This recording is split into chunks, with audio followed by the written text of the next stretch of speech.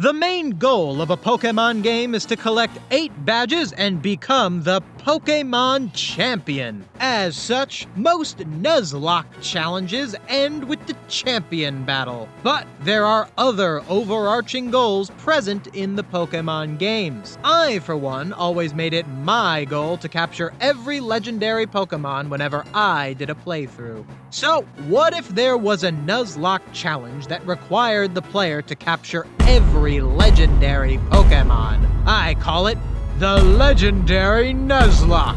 How could this be accomplished? Can it even be done? Stay tuned to the end of this video and you might find yourself eager to take on the Nuzlocke community's newest challenge.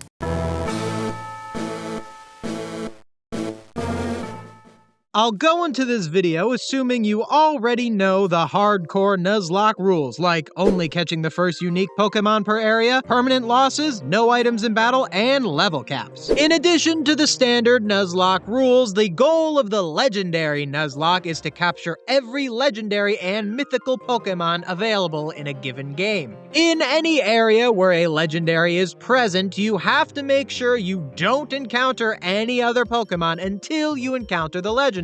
That way, the legendary will be your first encounter.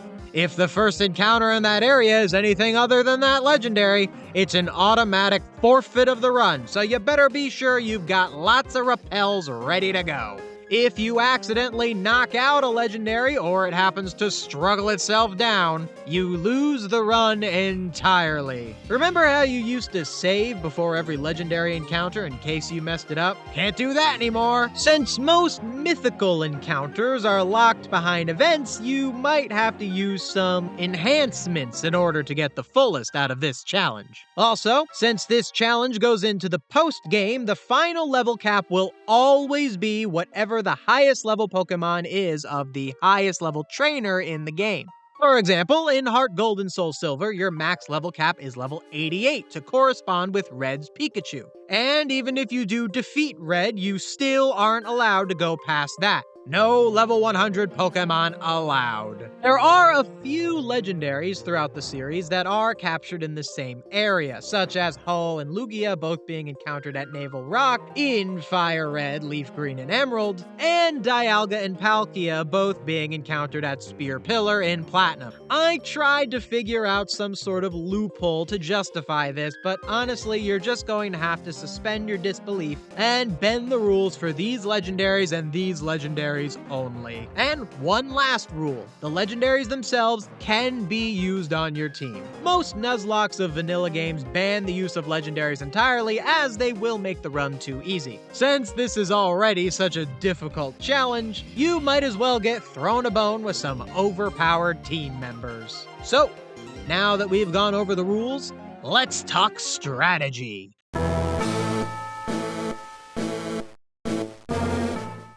You will have to be conscious of your encounters throughout the game to make sure you have the right Pokemon to fight these legendaries and survive the long battles. Bulky Pokemon with self-healing are an absolute must. If you can't get a good self-healer, you might have to resort to using a Pokemon with rest instead. The problem with rest is that you have to waste 2 turns with attacks in order to wake up to rest again. A Pokemon with false swipe access could do you good as well, and you'll want a reliable sleep or paralysis inducer. In order to get the right Pokemon, you want to use Dupe's Claws to your advantage and try and take what little control you have of encounters in order to get the right Pokemon for the job. Since you don't need to catch the legendaries in any particular order, when you catch each legendary is also important. You have to be aware of your level cap and how over-leveled beyond the legendary you can be. You can be significantly stronger than level 50 and lower legendaries if you wait until later on in the run to go and capture them, while the level 70 and up legendaries are always going to be pretty difficult. And if you think this already sounds pretty tough, might I remind you of the existence of roaming legendaries.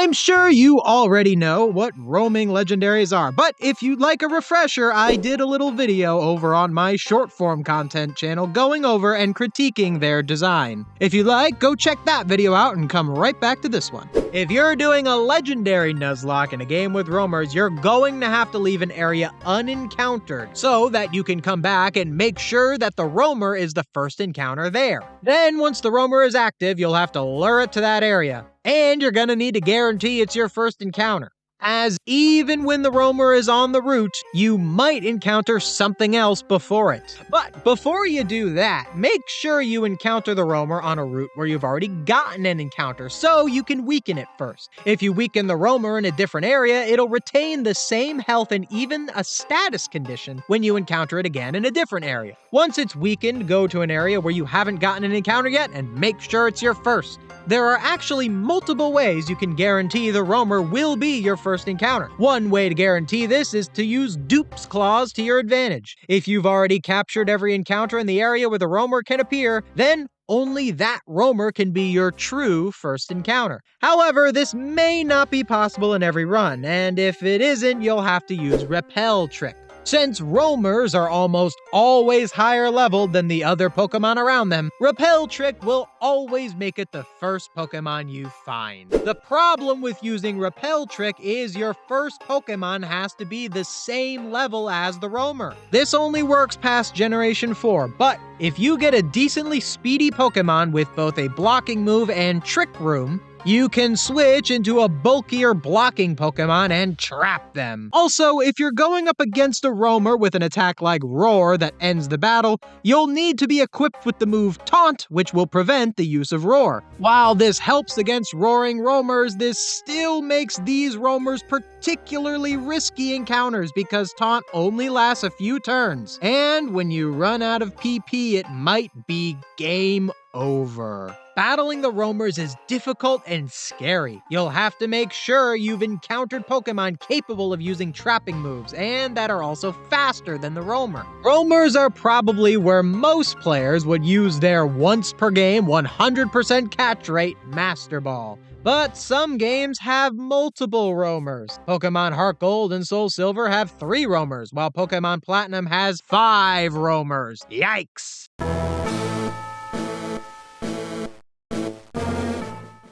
Beyond the initial difficulty of getting every legendary Pokemon, there's one other thing you can do that would spice up this challenge. Pokeball restriction. Not only do you have to catch every legendary, but you've got to do it with nothing but regular Pokeballs, meaning you're in for longer, tougher battles. I would recommend doing the challenge without Pokeball restrictions before trying it with them. You could even have some wacky Pokeball restrictions, like making it so you can only use Apricorn balls to catch the legendaries in the Johto games, which would require the player to tediously craft Apricorn balls over a period of real-time weeks in order to get enough balls to go after each legend. Or you could do the challenge in Pokemon Emerald with only luxury balls, which weren't sold in shops back in that game, and could only be obtained in a repeatable fashion by winning a Master Rank contest. This would mean that the player would have to use one of their encounters as a contest Pokemon. And boy, that Pokemon would need to compete in a lot of contests. Or if you want to be particularly cruel to yourself, you could even have an Ultra Sun and Moon run, where you have to catch every legendary in a Beast Ball, which has an even lower catch rate than a regular Pokeball on non-Ultra Beast. And for the Ultra Beasts, which are supposed to be easier to catch in a Beast Ball, well, you're gonna have to catch those in a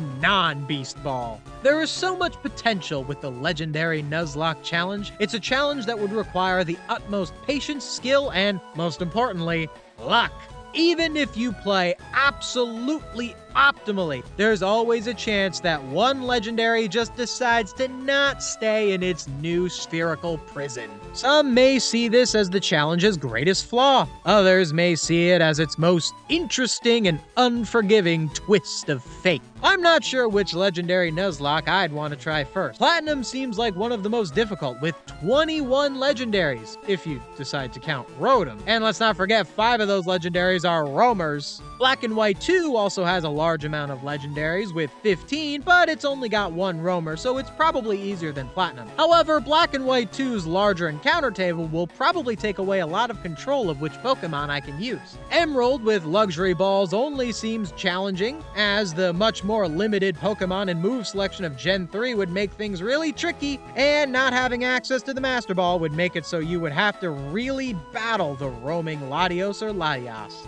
And there's always Apricorn only Heart Gold and Soul Silver. I'm not sure what would be more tedious, trying to catch the legendaries or gathering all the Apricorns one at a time. Which one do you think I should do first? Let me know in the comments below, and let me know if you'd want to see comprehensive breakdowns on each game's legendary Nuzlocke.